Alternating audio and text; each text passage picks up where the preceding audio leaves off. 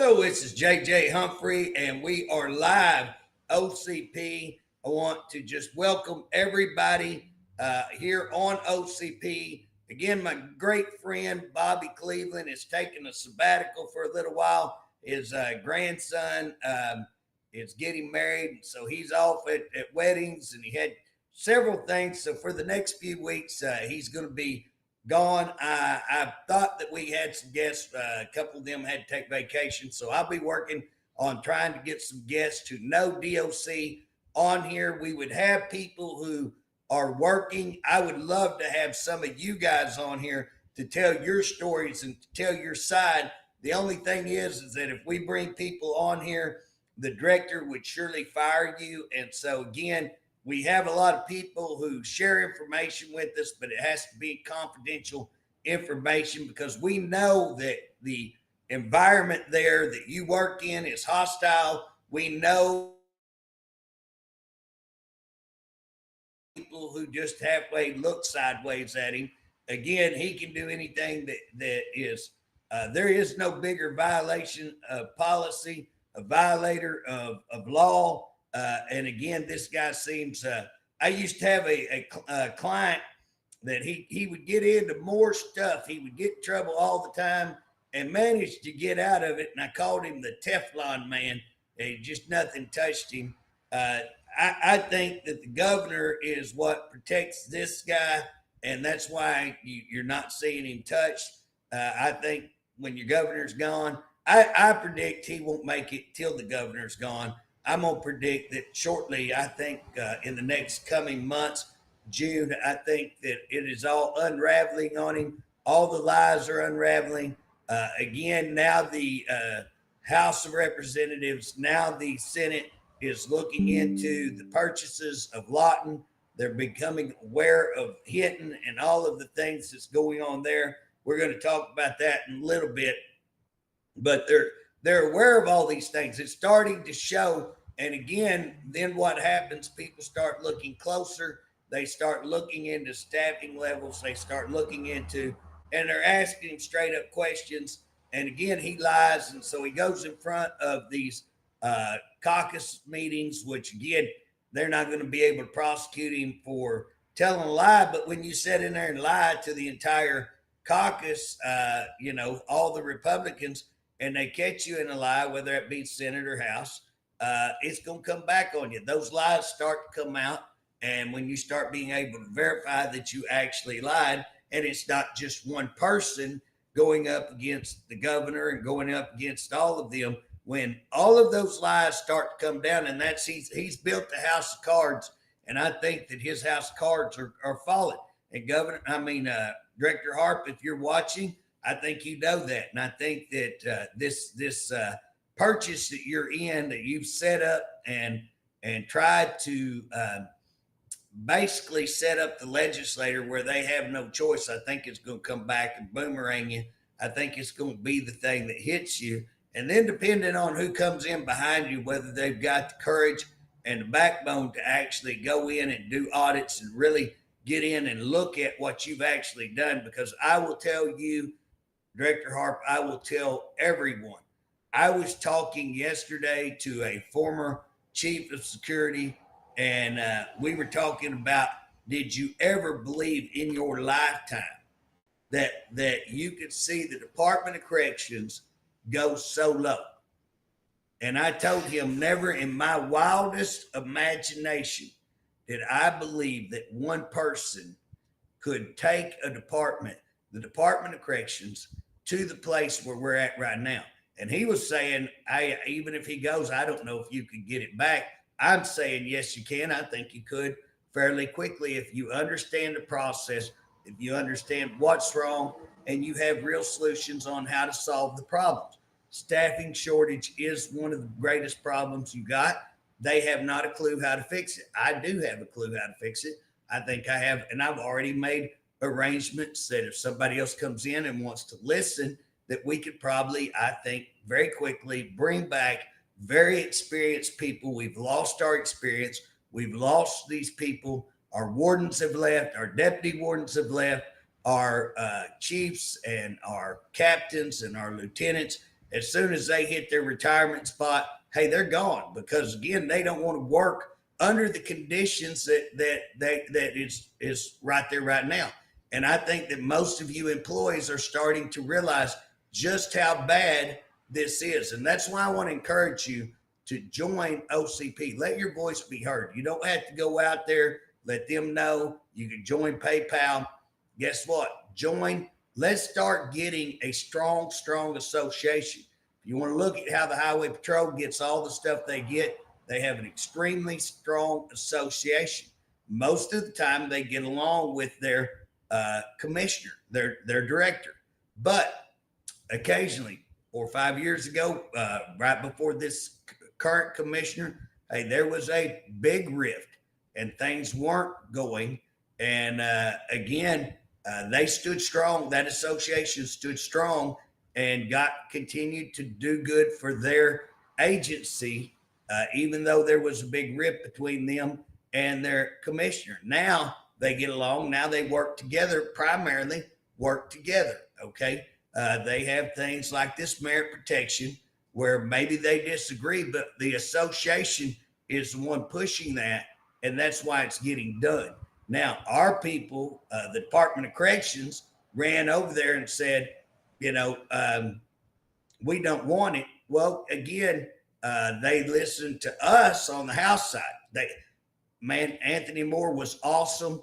I mean, just reached out. Is this true? I was like, absolutely not. We had some people go up there that could do it without getting in trouble, reach out to them and say, absolutely not. This is not true. Our association wants merit protection. And so in the House, we were able to get that across to the Senate and keep us in. And so, again, that was what was going on. It gets over to the Senate. Senator Fritz, I suspect that DOC went back in there and told him, I have reason to believe that, not just suspect, I have reason to believe that the Department of Corrections went in and said, we don't want it. Same scenario, only Avery never reached out to our association. Our association did. I personally went and told Avery, we're not for that. And again, it continues. It's on the floor. I hope y'all will contact all your senators and say, we should be put back in that. But it's going to depend on you. I've already made them aware. It's going to depend. Our association needs to be strong. That's where the Highway Patrol, when their association goes up there, it's not just them, it's their entire association. And if they need to have their association calling up there, guess what? They're a strong association. They pay attention to that. So again, if we had a strong association, if we could be twice as strong, we could have twice the numbers, 3 times the numbers as them if everybody would get involved. And if people would start, hey, we all need to be in this, get your friends in there, get your fellow employees in there, retired people in there, and we could get a strong association. So that if we had a call out like this saying, hey, you need to call, and we are calling, man, we're going to burn their phones up. I mean, every senator, we could burn their phones up and say, this is what we want. And guess what? We would be heard and we're paying attention to. But what happens is that Director Harpe goes over there and he acts like he carries the weight of the department. He doesn't. But again, this senator doesn't take the time to find out or doesn't want to get crossways with the director. So he goes ahead, takes us out like requested by the director. Now, again, that's pretty, I like Avery, and I'm not, you can't just judge a person on one bill. I'm not against Avery, but again, I'm going to call him out on this because I disagree with him, and it's okay for me to disagree with him. And I think he's catering to a director, and he's not catering to the people that are at Taft and Dunn. Jess Dunn is in his area. So all of those people and their family need to let him know that's not what we want. We want merit protection. So again, I would encourage you to reach out, talk to him about that. Today, I want to talk to you about something that I've been looking into. So again, we had a case, inmate Ross, who ended up dying. It appears like if you look at all his paperwork, I would be shocked if they have not held him past his discharge. The paperwork tends to indicate that.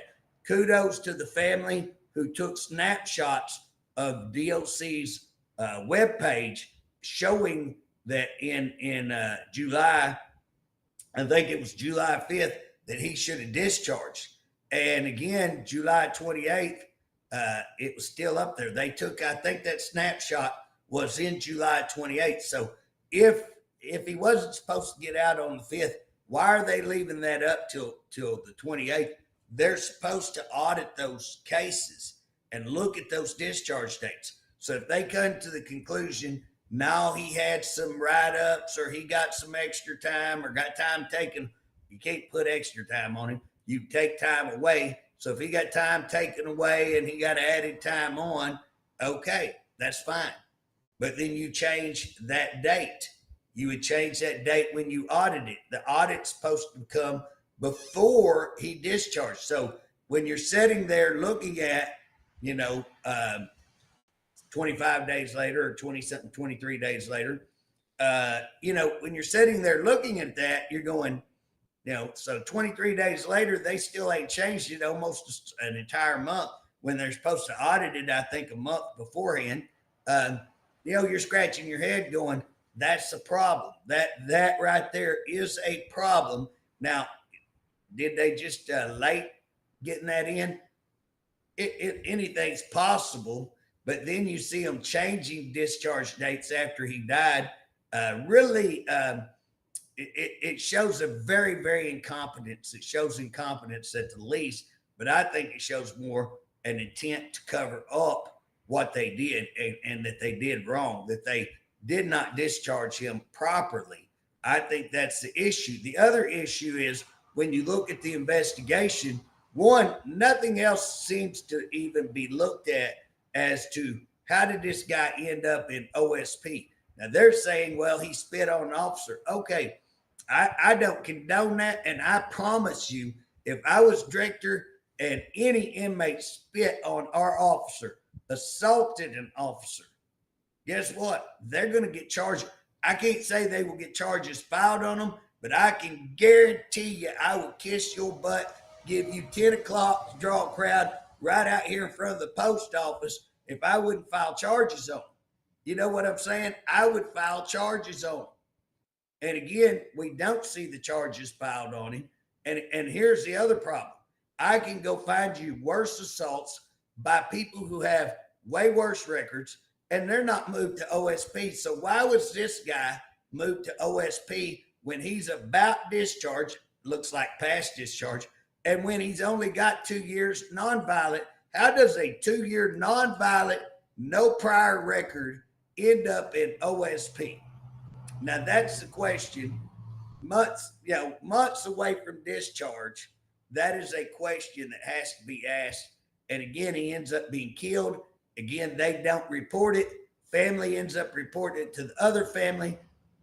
That family of the dead inmate contacts DOC. And again, what we see, DOC lies about the date that he died.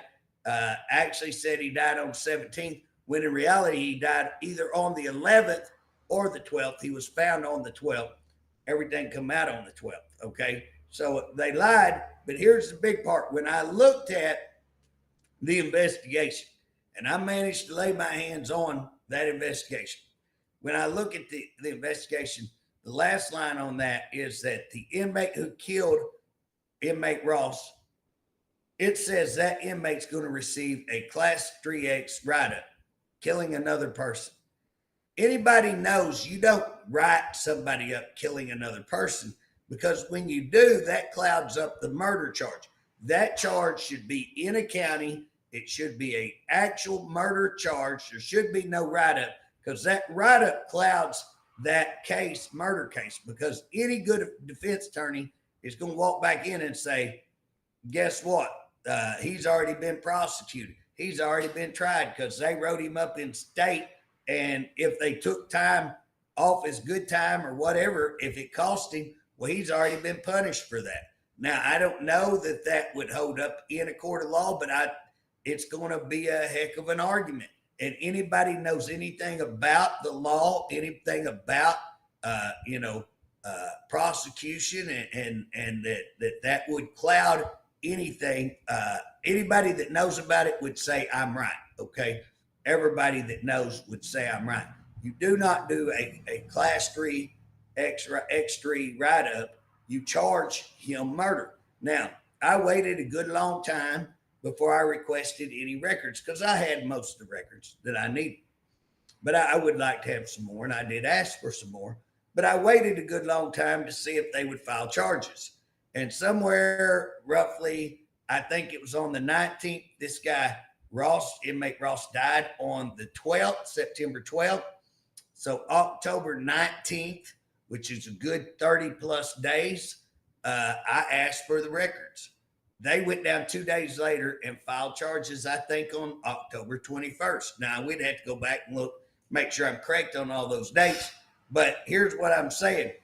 What took them so long to file that? Why did they wait so long? Does it not seem very, very sketchy that they wait till 2 days from when I request it and then run down there and file it? I say it looks sketchy, but at the end of the day, it makes me highly suspicious that this is what they're doing with a lot of their murder cases. They're not filing, they're not doing proper investigations, and they're not doing really anything. And again, what you see is these cases, get slid by the side. So that started me wondering, how many cases are they covering up like that? How many received a Class X instead of being filed on for murder? And again, that is a cover up. That is a cover up of substantial proportion. Okay. So what I did, I went to one prison. I found how many deaths that I could find. And again, this is just what I can find with no help from DOC. They're absolutely worthless. And again, there's a open records. I am a government official. I do not have to have open records. I can request that. They're supposed to give them to me. I shouldn't have to go through open records. I still have to go through open records, and they still don't provide a lot of the information. All records not available. That stuff like that, it's a lie, because I've got stuff where I have the record and they say it's not available, or they told me it was there and now they come back and say it's not available. I mean, it's like, can you not get your lie straight? At least get your lie straight, but they don't. So here's what I did. I got 8 cases, and what I did, I found in one prison 29 deaths, roughly, I think in somewhere like 13 month, 14 month period of time, maybe 15 months. I don't think it'd been that long, but somewhere in that neighborhood. And so I turned in these 29 deaths to the medical examiner. I had the inmates' names who died, their DOC numbers. Turned that in. I asked the medical examiner to identify how many of those have actually been homicides, were considered homicides. Okay, so I get the number back, and again, I'd have to look at the list they gave me, and I have that list. But I would say roughly about half of those were still pending. So if you go by what I think I know, is that they try to get those cases cleared in a year. So half of them, if they're pending, should not be a year old. They shouldn't be 12 months old. So the other half that they had, about half of them were ODs and about half of them were homicide. Couple in there may have been, natural deaths, heart attack, something like that. Here's the thing. With that many ODs, who's working those ODs? Is anybody working those to see if those were forced on somebody, if those were given without, knowledge? So that, is this person actually being killed, or did they accidentally take too much? And again, I don't doubt that there's some inmates that intentionally took drugs. We know that when we're dealing with fentanyl, you can get a bigger dose than what you planned, or you can get a bad dose. So we know that happens. And again, we understand that. It tells you that you have a horrific drug problem in your institution that is not being addressed. That's what it does tell you. But at the end of the day, were any of those investigated for murder? I doubt it. And so again, if I wanted to kill somebody in prison, guess what? Just give them an overdose of drugs and you're probably free and clear. Hang them, you're probably free and clear, because they're going to say, make it look like a suicide, and you can probably do whatever you want all day long. These 8 that they declared homicides, now I would say we're probably pushing at least a month and a half. I would say I'd have to go back and look when I requested them. It may even been 2 months ago. So I requested DOC provide me with the copies of the investigations into these murders. Now, again, I'm not supposed to have to ask for open records. I am a state elected legislator. They are supposed to send that to me. Guess what? Now, I did get a report from one of their top people who said, we're working on that. Well, how the hell long does it take you to work on getting a report that's already done? I mean, the reports are already done. They're finished. All you got to do is call over there. They're probably on digital. You probably get them and email them to me. But no, it takes a month and a half. That shows either they're incompetent or they're liars. They're covering up. Again, I love it because I want you to go doctor then. I will tell you, you doctor everything else. Man, DOC is a doctoring of records, and we're going to get around to that. Don't think that I'm not looking into that your maintenance people sign off on stuff that there's no way it's easy to prove they weren't there. And again, that's going to get, and the only reason I haven't went after that is because you're forcing those people to do that. And when I go after it, it ends up getting these people, and the people who are forcing them to don't get touched because they're playing y'all for chumps. Sign this right here. And they know if anything ever gets looked at, guess who gets it? You. That's why if you're signing anything that's not true, that's not right, that's a felony because you're signing a state document. You're falsifying a state document. I've seen them fire people. We had a guy down here at McLeod that they fired him because he signed off and said that a piece of equipment worked when it didn't. And you go back and look, hey, they'd said that all this, they've been doing that for I don't know how long. And then all of a sudden somebody called it out and, oh, we're going to get this guy right here because he lied. Well, hell, they've been lying for a year or two and everybody knew it. And we were able to get that guy his job back. But you know what he said when we got his job back? I don't want to work for people who would do you that way. And I had to go, son, I agree with you. You're young enough, you can go find something. I agree with you. That's terrible. That's terrible that people would treat. That's terrible that that's the way that people treat our employees. And that's what Director Harpe does. You are expendable. He'll fire you in 1 second just because it's something they want to do. Hire people that don't know the job. And that's why we're in the shape we're in, because the people in the top have zero experience.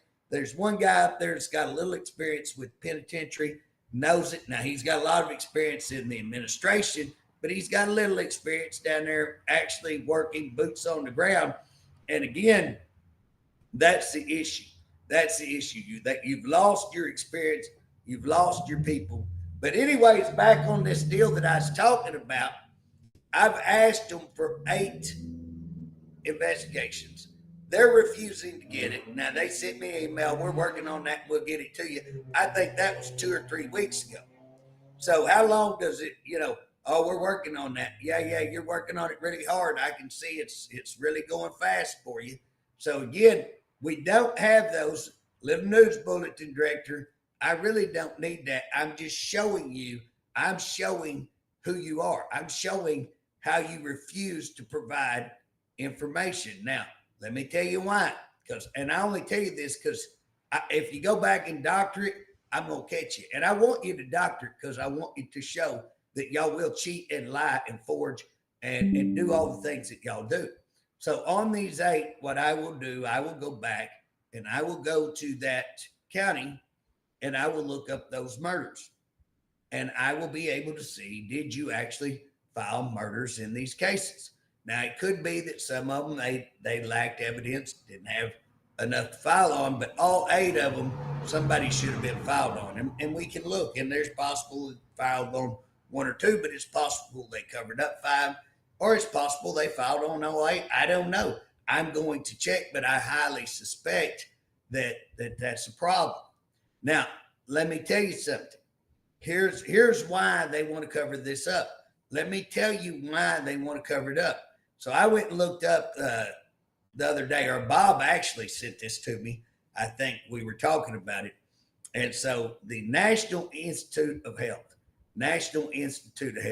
states, and if you want to look at this, I think it was put out by an article by Frontier. So you can go pull up an article from Frontier, and I think this was in there, that the average death rate for institutions, including jails and everything, is 1.4.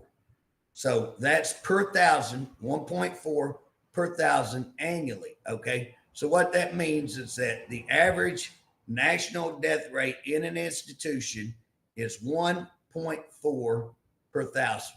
Okay. Now we have about 21,000 people in prison.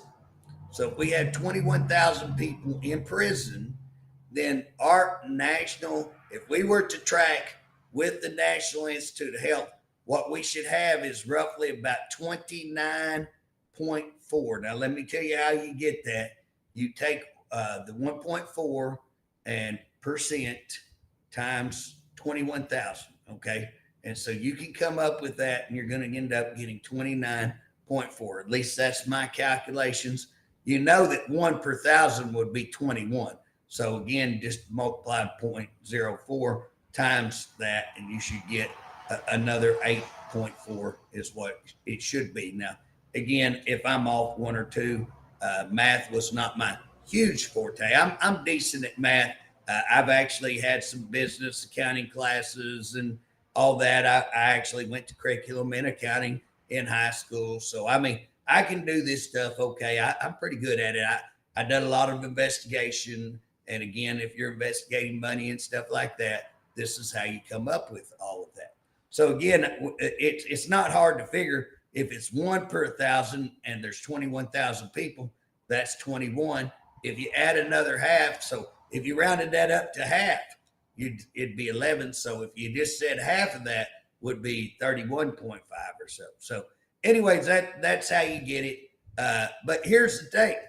At 29.4, then you multiply that times 6, it'll come out to 176, 100 something.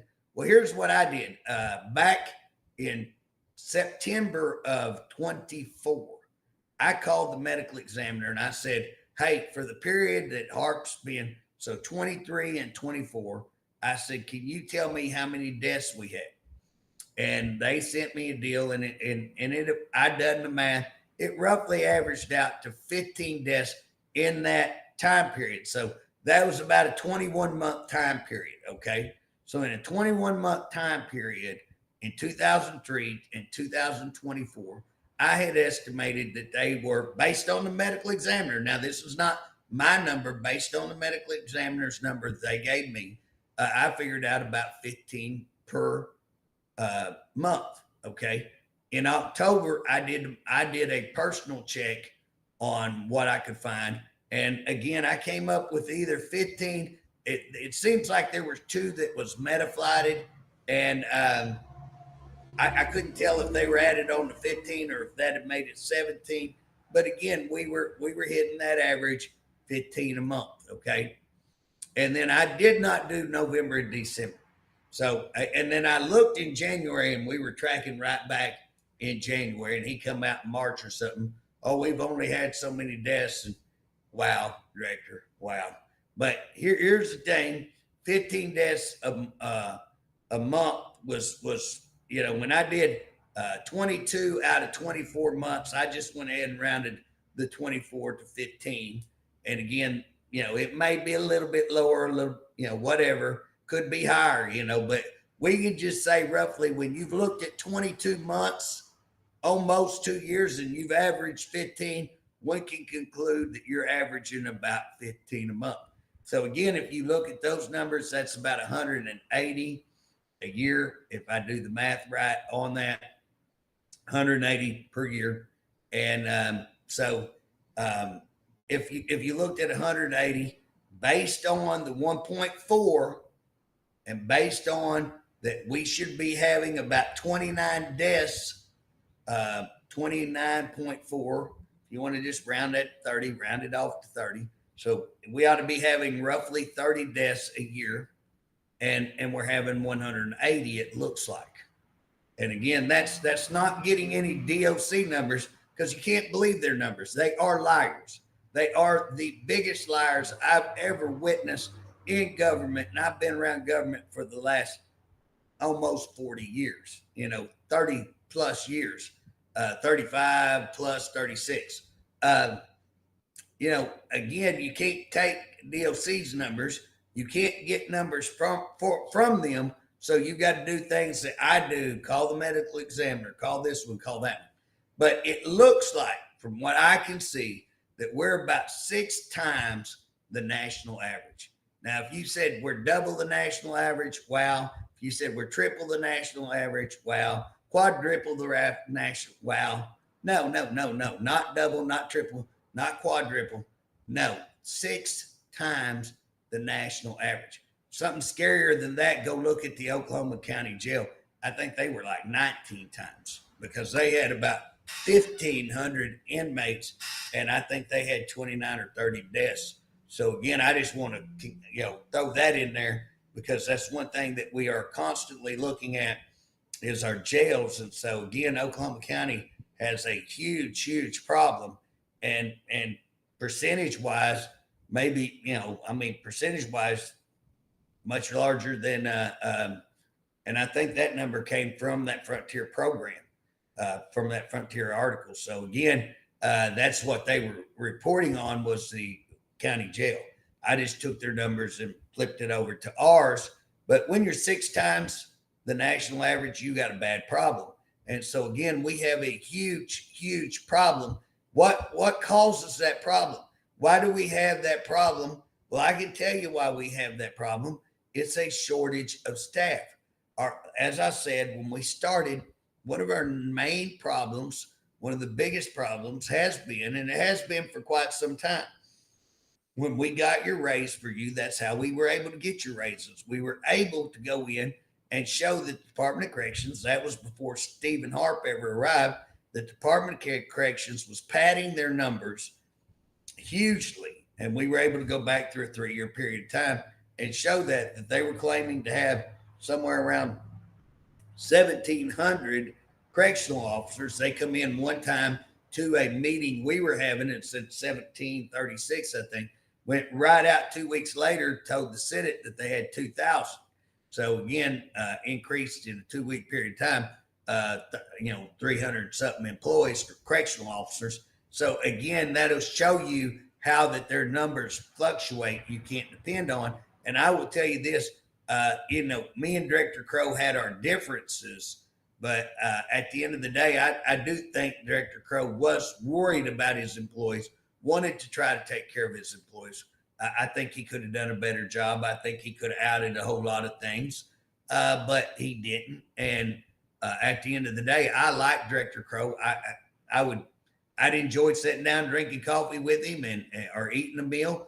I like Director Crow, and one of the things I could call Director Crow, even when we were at odds, I could call him up. Can I come sit down with you? Guess what? Come on. We'd sit down. We never reached a place where we couldn't talk. There was times he was very frustrated at me. There's times I was frustrated at him. There was times that he communicated with Bobby better. There were times he communicated with me. Every once in a while, we were all on the same sheet of music.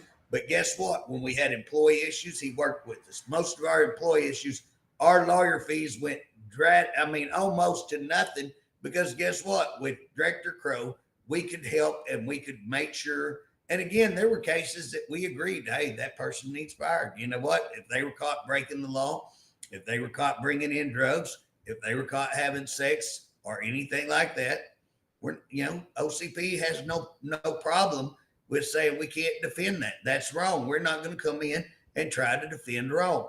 But when you wrongfully fire somebody, when you don't use progressive discipline, when, okay, maybe the person did do something wrong, but it should be a training opportunity. It shouldn't be a firing opportunity. That's what progressive discipline is about, is making you a better employee and learning from your mistakes. Again, under Director Crow, we did that. Under Director Harpe, no. There's none of that. And under Director Harpe, he fires people for absolutely no reason. He fires people because he wants to bring in one of his cronies and bring in people who are just as unexperienced as him. He lies, he cheats, he does things that are just unbelievable. And again, it's catching up to him. So here's the thing. We have a massive shortage. Now I'm hearing, I got a report recently that the academy that just was concluded was the smallest academy ever. Now, I don't know whether that's true. I hadn't called and asked for the numbers. But one of the employees who contact me quite frequently and who has, in fact, I don't even know who the employee is because it comes to me under a anonymous name. So there is a name that I get, but guess what? It's anonymous. And so if y'all want to tell me something, go create an anonymous account on Messenger and you can message me and tell me whatever you want me to find out. I go check it out. If you tell me things that are true, you become a confidential informant who I depend on because the information you've given me is correct. And so when I have a confidential informant that I think has a pattern of telling the truth, so when I get something like this, I don't come out and say it is or it's not, but I have enough confidence to come out and say, this is what I was told. And I suspect that it's true because the person that's confidential informant that I get is dead on all the time on what I'm being told. And so again, if we're seeing the smallest academy when we should be having the largest academy, if we're seeing numbers down like never before, and again, they're coming with numbers, I suspect they're lying because when I went back and looked at numbers 3 years ago or so, 4 years, 5, whatever it was, and you got that big raise, well, guess what? That's how we did it, was to show they were lying about those numbers. Now, if I had to say, are we worse off today than we were then? I would say absolutely. We are worse off today, I think, than we were then. And again, we've added a prison, and that prison, I believe, is out of control in Holdenville. And now, guess what? We're talking about adding another prison. One of the things that I did, and I got the numbers from them, this is one time they did provide me with some numbers. About a year after we take over Holdenville, Allen Gamble, I went and asked, how many deaths did you have as a private, and how many deaths did you have once you took that over? And guess what? It was greatly increased when the state took it over.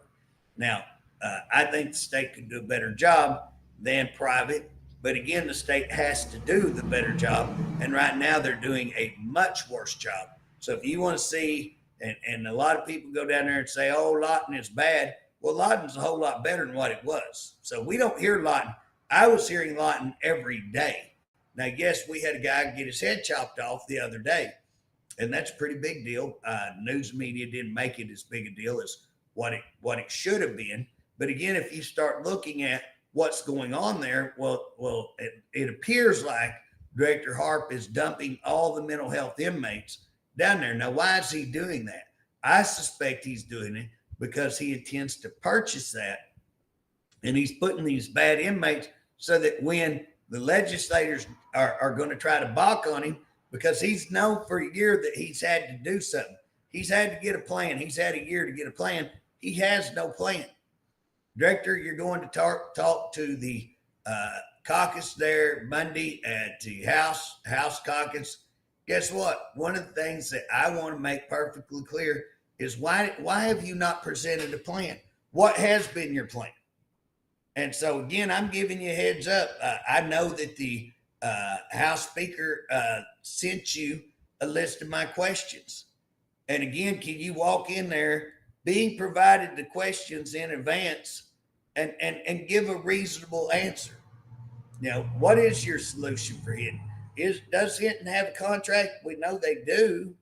Okay, when's that contract come due? Have you somehow pulled something in the middle of the dark and got an extension? Or if you did, kudos to you, but shouldn't you be telling that? Shouldn't that be something transparent? Shouldn't that be something you at least to let the legislators in on? Or are you letting them in on it? And maybe you're just telling one or two of them up there and the rest of the legislators are kept in the dark. Well, guess what? That's not the way it's supposed to work. You're supposed to be able to tell. I understand when negotiating things that you got to keep some negotiations, the details of that negotiation. But we, the legislators, deserve for the people to know that it at least is being negotiated. Or, yes, you have a contract with this one out here that something's going to have to be done. I don't need to know all the details of what's going to be done, but I do need to know the details. And I need to know that you have a plan that if that falls through, what are you going to do? So I don't have to be privy to the conversation that you're having in there. That's fine. I agree. Some of that details may need to be remain there until the deal is done. You know, if it blows the deal, I understand why we would keep certain things close to the vest, let's say. But the fact that it's being negotiated, we know the contract run out in 1 year. We knew that a year ago. You knew that a year ago. What alternatives did you have? What alternatives can you show us you had? Did you go out and get 3 bids like you're supposed to? If you did, where did you bid? What size of prison did you bid on? What level of prison? Was it a high max? Was it a max? Was it a minimum? Have you looked at buying some of these other facilities? And some of them you could probably get for free. We closed William S. Key, which again, hindsight is showing us was stupid. And again, I guarantee you wouldn't have had to put the money that they were claiming that you'd had to put into to keep that prison running very efficiently and having a decent prison. But instead, we wanted something else. We wanted to get a Hinton, which was a disaster plan.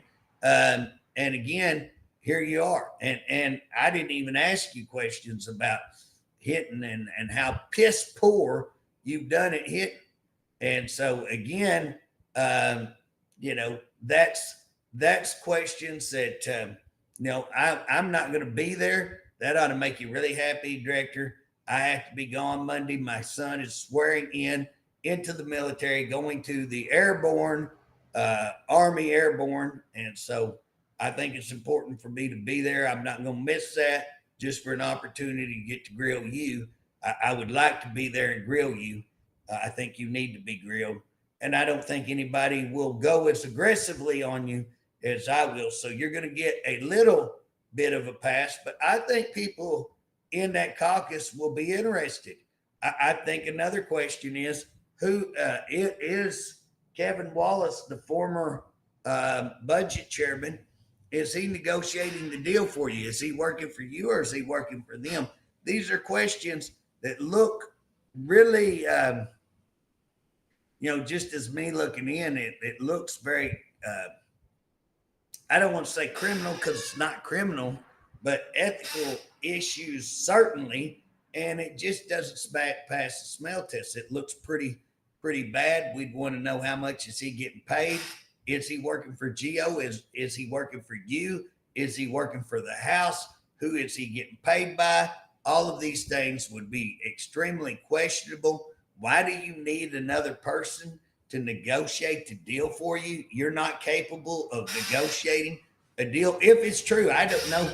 Is it true that he's doing that? And again, why would you have to bring in an outside person to negotiate the deal? Of course, I mean, from what I've seen you do, Director, if you negotiate like you do the rest of your job, I would probably say we're better off, because I will say this, Wallace can't handle it. You know, again, I have questions on this, but I do not question Wallace's ability to get things done and Wallace's ability to carry out a negotiation like that. And I think that, you know, again, why people think I'm after Wallace or mad at Wallace, I'm not mad or after Wallace. Wallace may not appreciate this, but I have a lot of respect for him in ways. I was laughing come out the other day how one of my bills got stowed, a sheriff bill where the sheriff's got a raise. I come out with that bill and they end up Wallace runs it. But I highly suspect Wallace never even knew. I think the Sheriff's Association went over and said, hey, Wallace, we want you to carry this bill. And it was really my bill, and they doctored it up and gave it to him, and he carried it. So I don't accuse him of stealing that. My bill was stolen. It was run by him. but I don't know that he knew that was my bill. So again, I'm not mad at him. And if what's funny, if the Sheriff's Association would come and say, JJ, you're toxic. Everybody's mad at you because you're turning over all this stuff and calling everybody out. And it would be better if Wallace would run it. Guess what? I would say, let Wallace run it. As I would any bill. The object of a bill when we're trying to get it, whether it be raises for y'all or things for y'all, if somebody else can run that and do a better job and get it passed, guess what? I'll sidestep and let them have it because our goal is to get the job done. And so again, I'm not mad at him. I had several bills. Me and him had a frank discussion on bills getting stolen and him running them. And so we've had that discussion, and I respect him. And we got down to the bottom of how all that happened. So I have no animosity towards Kevin Wallace. I think he's a good guy. I don't have a problem with him. He got beat. I had 1.2 million in his race. Again, that seems, that's a head scratcher right there. I think that's worth looking into. How do you get 1.2 million on a house race that pays $48,000 something dollars, and we're going to bring in 1.2 million? Where's all that money coming from, and why are so many people willing to pay that much money to keep the person in? I think all those are fair questions. And again, I'm not mad at him, but that's why they don't like me, is because I'll publicly come out and say what I'm saying, and I will sit right in front of them and look at them and go, well, that seems to be a fair question. As I'm saying with this negotiation, it seems to be a fair question. How much are we paying him? Why do we need him? Why, who's he negotiating for? Because if he's negotiating for Geo, guess what? There's nothing wrong with that. Geo can hire a guy, and if they think Kevin Wallace has got a good relationship with the people who he's working with to negotiate that, guess what? That's smart on Geo. I would say kudos, and I would say, great for Kevin, man. He got him a solid, nice job. If that's the case. If it's not the case, and he's negotiating for us, who's paying him? How's he getting paid? Is that ethical? Can he actually do that? And then why does the state need to hire a person to negotiate for them? We have OMES. That's what they're supposed to do.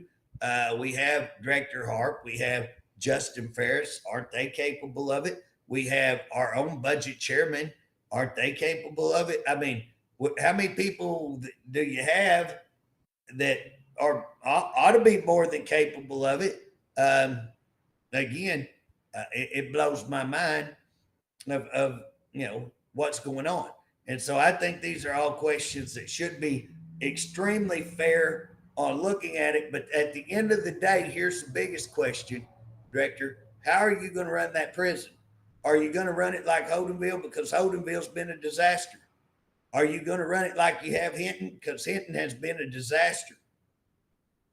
And again, how are you going to take this over? Because when the when the upper staff leave, you are going to end up with a massive, massive disaster. If you lose your staff out there, and if any of that staff does not stay with you, and I suspect there will be some staff that's just not going to stay and work for you, I suspect that their upper staff will probably stay with Geo and move to other locations. And when you lose that upper staff, and guess what? It wasn't very long ago, you and the governor a year ago said, enough is enough. This prison is terrible.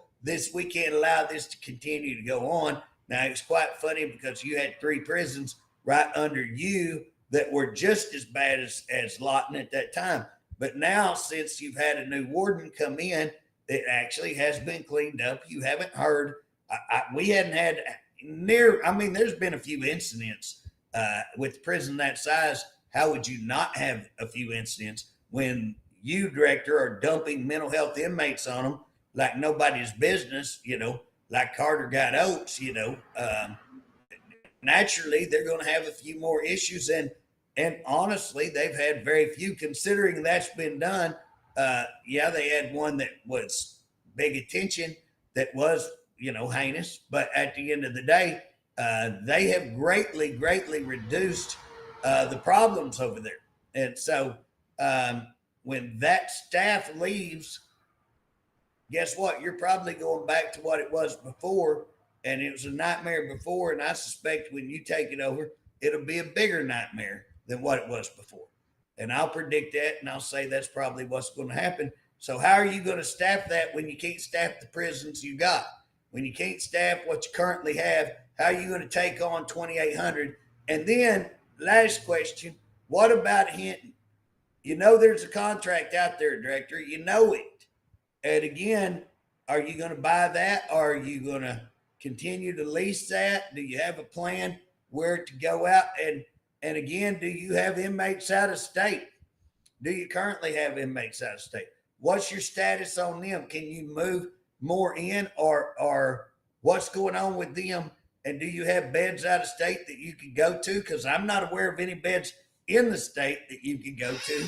If there is, you need to let the legislators know that that is a possibility. But again, as you employees out there, I'm going to tell you, buckle up. I hope you stay. I think that his reign is short-lived.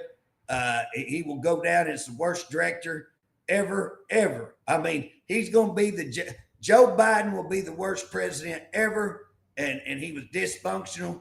And I will guarantee you, Stephen Harpe, I just can't even fathom that there could be anybody do a worse job than Stephen Harpe. I could never fathom that Stephen Harpe could do the job as bad as he could. I thought he was a businessman and that he'd at least do the business end right, and that he'd be smart enough to hire people with longevity, with experience, and keep those people on experienced people and let them run it and him take care of the business. Now, that's what a smart man would have done. Obviously, he's not smart because he come in, he fired everybody, he ran off everybody. Anybody that made him look bad or made it look like they knew more than him or could question his authority or people look to them, guess what? He's such a, Stephen, you're so egotistical that you can't have competent people around you because they make you look incompetent. And so you run them off. That's what it appears to me anyways. You run off anybody who has any knowledge. I laugh, y'all talk about institutional knowledge. You couldn't fill up a thimble with your institutional knowledge. And then you run all over the United States acting as if going to these woke, groups. So, this last one, I was trying to think what I'm shorting out on. I was trying to think of the name of the something Vera. Is it VERA? I think VARE or something. I forget. Vera Institute of Law, Vera Institute of Law Justice, something like that. Y'all go out and check them out. It'll speak for itself if you go out there and here he is going acting like he's a big part of that, or that's what it seemed from what I saw.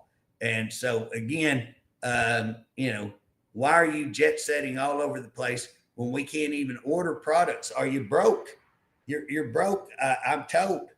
So guys, if you know of stories where you're trying to order something and you can't order stuff or you can't get a uniform, that's what I'm being told is the officers are telling me they can't get uniforms, that they're expected to buy a bunch of stuff themselves.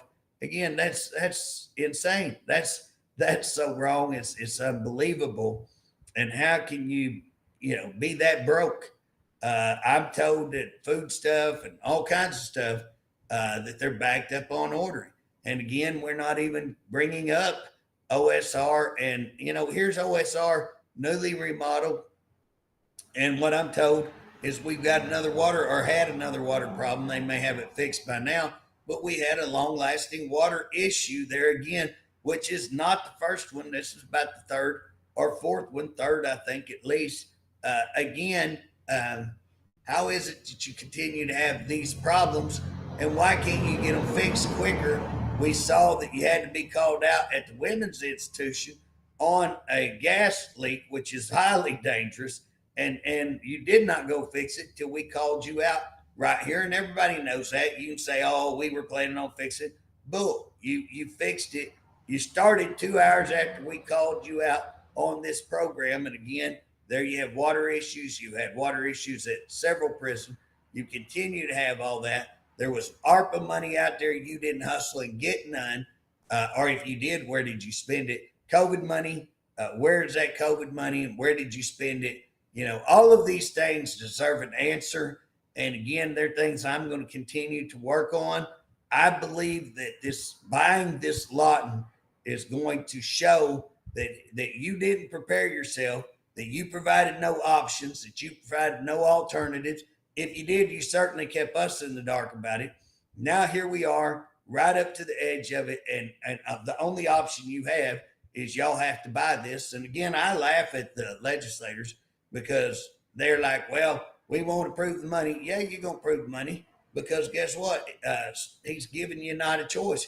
He's put you in a bind. He's put you in a place where you're going to have to get the money. But another thing, if negotiations have been going on, how have you been negotiating without getting approval of the money? Wouldn't you need to get the approval of the money before you negotiate the price of prison or negotiate that you're going to be buying a prison? And is it true that Geo has said that if you don't get this deal done, that you're going to have 2,300 prisoners? And it really, is it going to be 45 or 4,600 prisoners? Because what about Hinton? You're not telling about Hinton. So you employees get ready because things are going to get interesting. Things might get really rodeo before it's all said and done with.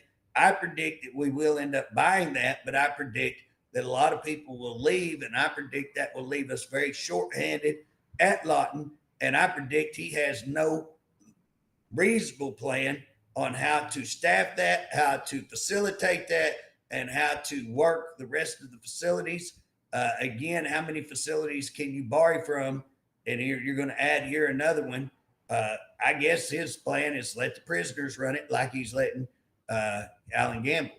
So again, maybe they just go in, negotiate with prisoners. Hey, y'all try to cut down on the killings, and we'll let you have all the dope and all the other stuff you want in here. And that appears to be what he's doing at other facilities. I guess that's his plan and that's his method. So I don't know. I'm interested to find out. We're going to have people there on Monday to ask him a bunch of questions, and I will come back and report. We'll try to get a guest on here. I do want y'all, if y'all want to stay up with me, JJ4OK.com, JJ4OK.com. Hey, I want to tell you, I appreciate everybody out there doing the job that you're doing. I want to encourage you to get involved with OCP. Let's get a voice. Let's start being able to be heard at the Capitol, and let's make Harpe hear our voice. He's wanted to do away with the association. He's tried very hard to ruin the association. We keep fighting back. We're going to come back and be stronger than ever. So I want you to go out, support OCP, support yourself, become part of that association. Call the legislators, say you want merit protection, and let's stay engaged in what he's doing on Lawton, because I'm going to guarantee you, I don't know how you can add one more facility of that size and then have Hinton on the other hand, how you're going to do all of that in one, again, Hinton's not as bad because we're staffing it. Lawton, we're not, and it's going to be a nightmare. So y'all stay tuned on that, and we'll keep you updated. Y'all have a blessed day.